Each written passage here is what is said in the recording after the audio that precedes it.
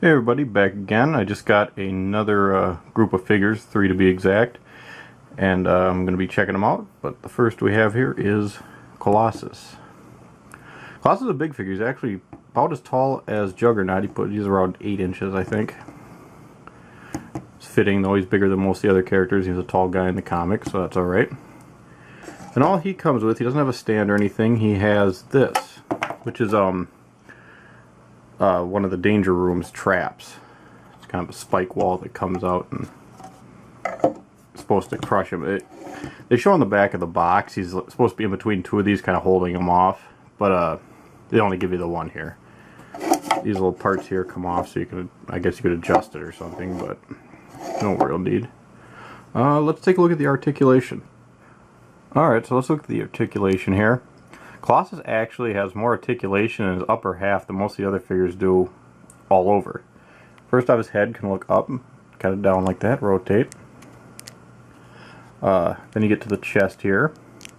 And it can actually go 360, I've done it, but it can also tilt up and kind of downward like that. Hands rotate, then you'll go 360 too. Shoulder joint, there's a little joint here.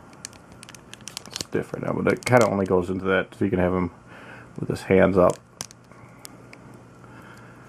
I got this part here from the diaphragm joint down is all solid, so that doesn't move at all. You can't rotate him at the waist or anything. We got the feet here, go up and down like that.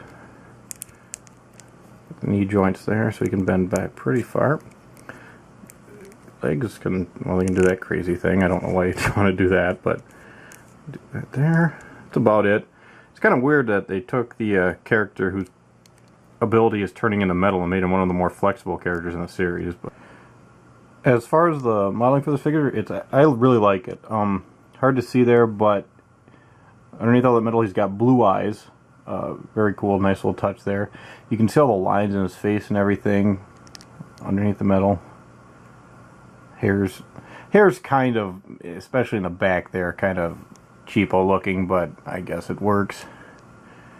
You know, every part of where his skin would be exposed, you can see all the little bones and stuff that would make up his normal skeletal structure. You can see the little bone hands there connected to the fingers.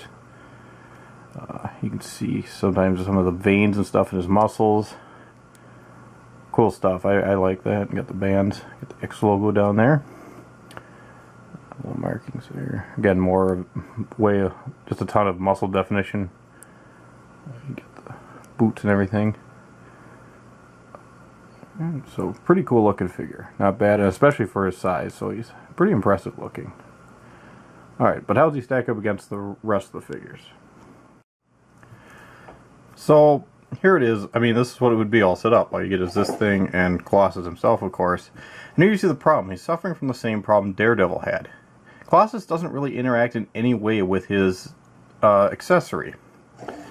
It just doesn't make a whole lot of sense. Now, the back of this box actually shows you exactly what scene they're recreating.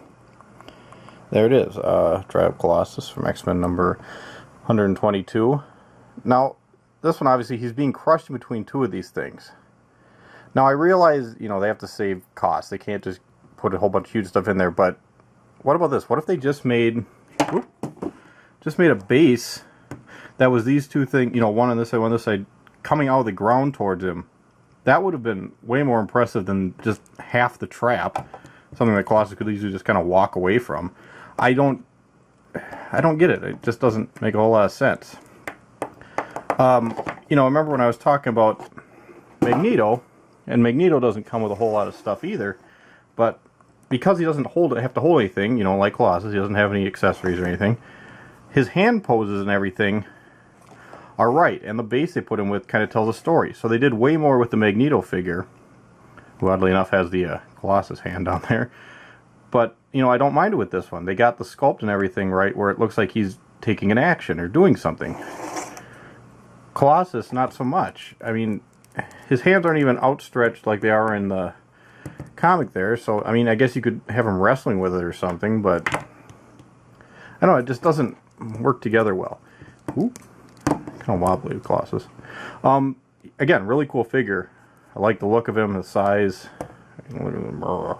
But otherwise this thing is near useless. Close to Juggernaut. I mean, even Daredevil's sets the scene a little better than this thing. But I did find a fun use for it. Now it's the Colossus massage bed. Oh yeah. Alright everyone, I hope you enjoyed this. Next up we have Dr. Doom. See you then.